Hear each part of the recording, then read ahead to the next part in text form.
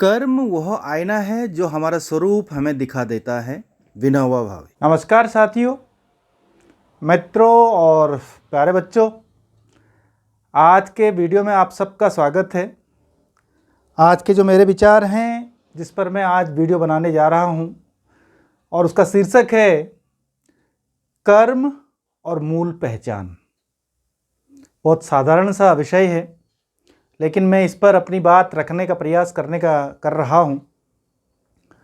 कर्म और मूल पहचान, डीड्स एंड बेसिक आइडेंटिटी। एक बार फिर, डीड्स एंड बेसिक आइडेंटिटी, कर्म और मूल पहचान। इसलिए मैं इस बात को रख रहा हूं आज के ज़माने में, इसलिए इस बात को मैं रख रहा हूं कि जो वर्तमान समय में बहुत सारी प्रवृत्तियां उत्पन्न हुई हैं और जो हमारी संस्कृति रही है कर्म प्रधानता की, कर्मों में विश्वास करने वाली जो हमारी संस्कृति रही है, उससे हमारा विश्वास उठता जा रहा है, ऐसा महसूस होता है। अगर हम लोग अपनी भारतीय संस्कृति पर नज़र दौड़ाएं तो हम लोग देखेंगे कि भारतीय संस्कृति में हमेशा कर्म को पूजा माना है। कर्म ही पूजा है, वर्क इज वर्शिप की बात की गई है। और भगवत गीता की अगर हम लोग बात करें तो कर्मण्येवाधिकारस्तु मा फलेषु कदाचन की बात की गई है कि अर्थात अपना कर्म करते रहिए और फल की चिंता मत करिए। आपका अधिकार कर्म पर है, फल पर नहीं है। लेकिन आज जो हमारी युवा पीढ़ी है, विशेष रूप से कुछ वर्ग उस युवा पीढ़ी का, वो युवा पीढ़ी परिणामों पर ज़्यादा चिंता करती है। कर्मों को प्रधानता देने के बजाय परिणामों पर परिचर्चा करती है, परिणामों को महत्व देने का प्रयास करती है। और उसका परिणाम ये निकलता है कि जो युवा वर्ग है वो कहीं ना कहीं भटकाव की स्थिति में चला जाता है।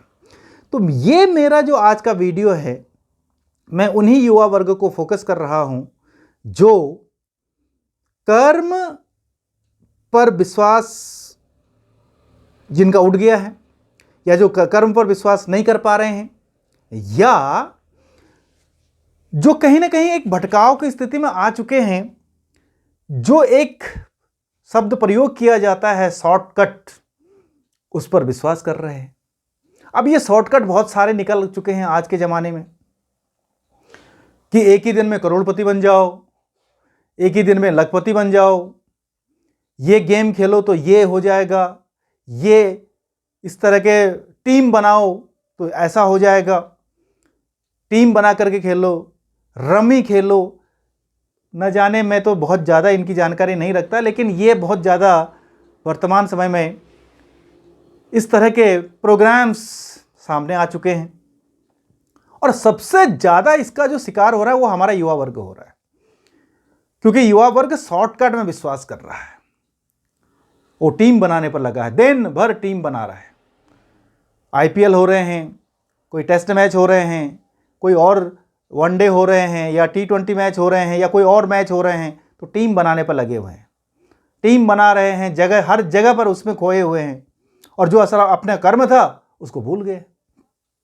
अब जब ऐसा होगा, जब हम लोग अपने कर्म को नहीं कर रहे होंगे, जिस समय हमें जो कर्म करना चाहिए था, हमें अपने करियर के बारे में सोचना था, हमें अपनी पढ़ाई के बारे में सोचना चाहिए था, हमें अपनी और चीज़ों के बारे में अपना समय बिताना चाहिए था, अपनी ऊर्जा को बिताना चाहिए था, उस पर हम लोग अपनी ऊर्जा नहीं बिता रहे हैं, बल्कि हम लोग किसी और चीज़ में अपने आप को व्यस्त किए हुए हैं। तो फिर हमारी पहचान भी वैसी बनेगी, हम भी सट्टेबाज कहलाएंगे, हम भी कुछ हमारा जो वजूद होना चाहिए था वो वजूद ही नहीं होगा, हमारी एक अलग तरह की पहचान दुनिया में बन जाएगी। तो जो ये भगवत गीता ने हमें जो मंत्र दिया है कि भैया अपने आप कर्म करते जाइए, फल की चिंता न करें, या आपका अधिकार कर्मों पर है, आप कर्मों पर नियंत्रण कर सकते हैं, फल पर नहीं कर सकते हैं, परिणामों पर नहीं कर सकते हैं। ये जो हमें एक सिद्धांत दिया गया है, ये यूं ही नहीं आया है ये सिद्धांत, बल्कि इस सिद्धांत को स्थापित होने में बहुत लंबा समय लगा होगा और बहुत विचार विमर्श के पश्चात ही ये बातें कही गई होंगी। ये हमें समझना चाहिए। अगर हम लोग समाज में देखें तो समाज में एक श्रेष्ठ शिक्षक, एक श्रेष्ठ डॉक्टर, या एक अच्छा इंजीनियर, या एक अच्छा छात्र, मेधावी छात्र या मेधावी छात्रा, एक लोकप्रिय राजनेता, या एक अच्छा व्यापारी, सफल व्यापारी जिसको हम लोग कह सकते हैं, एक अच्छा पिता, एक अच्छा बेटा, माँ, बेटी, ये जो जितने भी समाज में अपनी एक पहचान, एक मूल पहचान स्थापित करते हैं, जिनको हम लोग कहते हैं कि श्रेष्ठ हैं, कहीं ना कहीं उनके पीछे उनके कर्म होते हैं। अगर एक पिता है तो अपने कर्मों को आधार पर वो एक अच्छा पिता बनता है। एक बेटा है तो अपने कर्मों के आधार पर वो एक अच्छा बेटा बनता है। यदि उसके कर्म अच्छे नहीं होते हैं तो भी एक अच्छा बेटा नहीं बन सकता है। ये बात बिल्कुल सत्य है। कुछ दो उदाहरणों के द्वारा मैं अपनी बात को रखने का प्रयास करता हूं। जब हम लोग देखते हैं कि हाँ, निश्चित रूप से जो हमारे कर्म हैं वो हमारी पहचान को स्थापित करते हैं, और हमारा जो वजन है वो किस तरह से समाज में होगा, समाज किस तरह से हमें स्वीकार करेगा, उसके आधार पर वो उनके पीछे हमारे कर्म ही होते हैं। यदि हमारे कर्म भले होते हैं, अच्छे होते हैं, हम लोग समर्पित होते हैं किसी कार्य के प्रति, हम लोग एक अंजाम तक अपने कार्य को ले जाते हैं, तो हम लोग उसी रूप में जाने जाते हैं। एक अच्छे व्यक्ति के रूप में जाने जाते हैं, एक अच्छे शिक्षक के रूप में जाने जाते हैं, एक अच्छे डॉक्टर के रूप में जाने जाते हैं। दूसरी तरफ यदि हम लोग अपने कर्मों के प्रति समर्पित हैं ही नहीं और अपेक्षा कर रहे हैं कुछ और, शॉर्टकट की अपेक्षा कर रहे हैं, कुछ और चीज़ों की अपेक्षा कर रहे हैं, तो फिर हमें उसी तरह से समाज स्वीकार करता है, हमारी वो पहचान उस तरह से बनती है। तो इस पर मैं नदी और कुएं को लेकर के अपनी बात को रखने का प्रयास करता हूं। अब देखिएगा, नदी जो है भटकाव में रहती है, अपने उद्गम स्थल से भटकते भटकते भटकते भटकते जाती है, बहुत सारा समय व्यतीत करती है, और नदी हमेशा ऊपर से नीचे की ओर बहती है। यह उसका स्वभाव है, यह उसके कर्म है।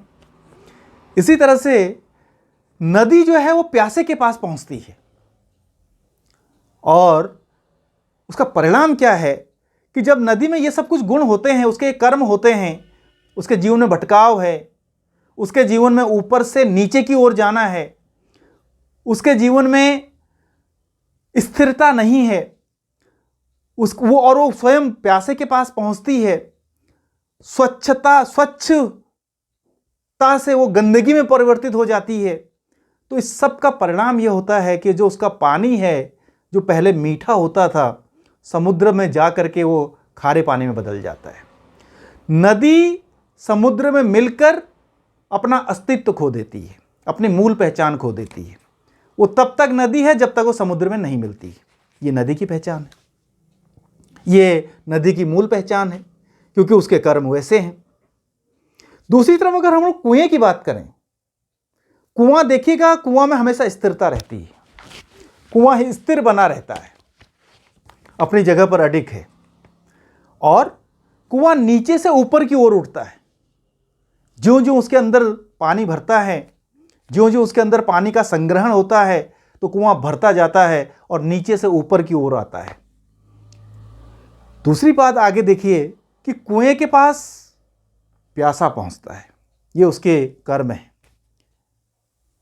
कि उसके कर्म इतने अच्छे हैं कि प्यासा कुएं के पास जाता है, कुआं प्यासे के पास नहीं जाता।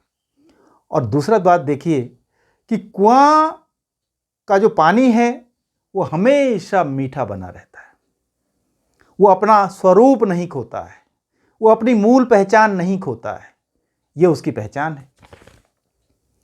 तो समझ सकते हैं हम लोग कि जहां भटकाव है, अपने जीवन से इसको हम लोग जोड़ें, अपने कर्मों से अगर हम लोग इसको जोड़ें, इन घटनाओं को, इन कहानियों को, इन लक्षणों को, तो जिनके जीवन में भटकाव है, जिनके जीवन में ऊपर से नीचे की ओर जाना है, जिसके जीवन में स्थिरता नहीं है, और जिसके जीवन में अपना एक अस्तित्व समाप्त हो जाता है एक समय के बाद, वो निश्चित रूप से उसकी पहचान स्थापित नहीं होती, उसकी एक मूल पहचान नहीं बनती। दूसरी तरफ कि अगर जिस व्यक्ति के जीवन में भटकाव नहीं है, स्थिरता है, जिसके जीवन में नीचे से ऊपर की ओर चढ़ना है, जिसके जीवन जो छोटी छोटी बातों को लेकर के, छोटे छोटे कर्मों को लेकर के अपने जीवन को बड़े रूप में स्थापित करता है, या जिसके जीवन में एक स्थिरता है, गहराई है, वो हमेशा अपने स्वरूप को बनाए रहता है, अपनी पहचान को बनाए रखता है, क्योंकि उसके कर्म उस तरह के हैं, क्योंकि वो कर्म उस ऐसे कर्म करता है कि उसको एक मूल पहचान उस समाज में स्थापित करता है। तो मैं उन लोगों से, विशेषकर युवा वर्ग से, अपनी बात को इस रूप में रखने का प्रयास कर रहा हूं कि जीवन में इस तरह से भटकाव न लाएं, और जीवन में अगर भटकाव आते हैं तो हम अपनी जो मूल पहचान है उसको कहीं ना कहीं खो चुके होते हैं, और हमारे अंदर भटकाव ही भटकाव बने रहते हैं। और जब भटकाव किसी व्यक्ति के जीवन में आते हैं तो वो एक बहुत अच्छी स्थिति नहीं कही जा सकती है। हमेशा अपने जीवन को स्थिरता प्रदान करें और एक एक छोटे छोटे कदमों के आधार पर एक बड़े उद्देश्य की ओर जाने की कोशिश करें। भारतीय संस्कृति में एक और उदाहरण है जो मुझे बहुत अच्छा लगता है, और वह यह है कि जब हम लोग अपने बड़ों के पास जाते हैं, बड़ों के चरण स्पर्श करते हैं, हाथ स्पर्श नहीं करते। हम लोग सामान्य रूप से, अगर हम लोग अपनी भारतीय संस्कृति की बात करें, तो हम लोग चरणों को स्पर्श करते हैं, हाथ नहीं मिलाते या हाथों को नहीं चूमते हैं। ये पश्चिमी संस्कृति हो सकती है या और संस्कृतियां हो सकती हैं, लेकिन हम लोग अपनी भारतीय संस्कृति में ऐसा ही कुछ करते हैं। और उसके बाद देखिएगा कि पांव हमेशा स्थिर रहते हैं, जहां पर पड़ेंगे स्थिर रहते हैं, जीवन को आधार प्रदान करते हैं। हाथों का अस्तित्व तभी है जब पांव हैं। हाथ तभी काम कर पाएंगे जब पांव चलने में सक्षम होंगे। अगर पांव शरीर को चलाने में सक्षम नहीं होते हैं तो फिर शरीर एक जगह पर अकड़ सा जाएगा। स्थिरता प्रदान करना, आधार प्रदान करना पांव का कर्म है। इसलिए उनकी एक अपनी पहचान है कि वो आदर पाते हैं, वो स्पर्श पाते हैं, और हाथ फिर आशीर्वाद प्रदान करते हैं। हाथ आशीर्वाद प्रदान करते हैं का मतलब यही हुआ कि भैया कुछ नीचे से ऊपर की ओर बढ़िए। तो ये कुछ ऐसे उदाहरण हैं जीवन में जो हमें बहुत स्पष्ट तरीके से ये बताने का प्रयास करते हैं कि भाई जीवन में हमेशा स्थिरता होनी चाहिए, अडिगता होनी चाहिए, एक निश्चित निर्णय होने चाहिए, एक निश्चितता व्यक्ति के अंदर कूट कूट कर भरी होनी चाहिए। अगर ये सब चीज़ें नहीं हैं तो व्यक्ति अपना जो मौलिक स्वरूप है, और या यूँ कहें कि अपनी जो मूल पहचान है, उसको स्थापित करने में सक्षम नहीं हो पाता है। ऐसे ही बहुत सारे उदाहरण हमारे जीवन में भरे पड़े हैं, जहाँ पर हम लोग अपनी मौलिकता के बारे में देख सकते हैं कि किसको स्थान दिया जाता है और किसको स्थान नहीं दिया जाता है, किसको प्रमुखता दी जाती है और किसको प्रमुखता नहीं दी जाती है। उसका कारण महज और महज यही है कि जिस व्यक्ति के और जिस कारक के जो कर्म होते हैं, उस कर्म के आधार पर ही उसको वह स्थान प्राप्त होता है। यदि कर्म फलदायी होते हैं, अच्छे होते हैं, स्थिर होते हैं, तो फिर व्यक्ति श्रेष्ठता की ओर जाता है। दूसरी तरफ अगर कर्मों में स्थिरता नहीं होती, भटकाव, हर क्षण भटकाव बना रहता है, तो फिर व्यक्ति की दूसरी स्थिति हो जाती है। व्यक्ति का वजन कम हो जाता है, व्यक्ति अपनी एक विशिष्ट पहचान और अपनी एक मौलिक पहचान बनाने में सफल नहीं हो पाता है। और उसी का परिणाम है कि जितने भी महापुरुष हुए हैं इस दुनिया में, जिन्होंने हमें नई शिक्षा दी, नई दिशा दी, जागरूक किया समाज को, उनके कर्मों के बारे में अगर हम लोग विश्लेषण करें तो निश्चित रूप से पाएंगे कि हाँ, उन व्यक्तियों के जीवन में हमेशा स्थिरता रही है, अर्थात कि उनके कर्म स्थिर रहे हैं, उनके कर्म फलदायी रहे हैं, और वो अपने उद्देश्यों पर हमेशा अडिग रहे हैं और उन्हीं कर्मों के आधार पर ही उनको हम लोग जानते हैं। कोई व्यक्ति किसी भी तरह से एकाएक आकर के अवतरित होकर के श्रेष्ठ नहीं बनता। निश्चित रूप से अपने कर्मों के आधार पर ही वो अपना एक स्थान बनाता है, ये बात सत्य है।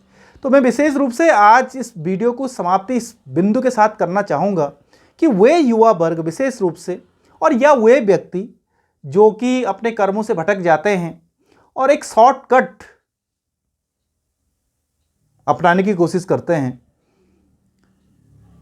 या उसके फेर में फंस जाते हैं कि बस एकाएक रातों रात हम लोग लखपति बन जाएंगे, करोड़पति बन जाएंगे, अरबपति बन जाएंगे, उसमें विश्वास करने लग जाते हैं, तो कहीं ना कहीं वो एक भूल है। शॉर्टकट जीवन में कहीं नहीं है।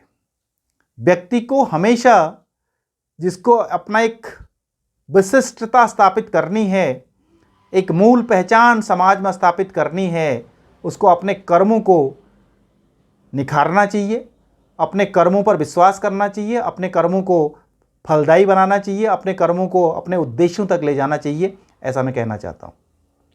जीवन में कोई शॉर्टकट नहीं होता है, अगर है तो वो क्षणिक है, जिसका नाम ही शॉर्टकट है। अगर कोई करोड़ों में एक व्यक्ति अगर करोड़पति बन जाता है, लखपति बन जाता है, तो एक चमत्कार है, एक चमत्कार कह सकते हैं इसको कोई कर्मफल नहीं कहा जा सकता है।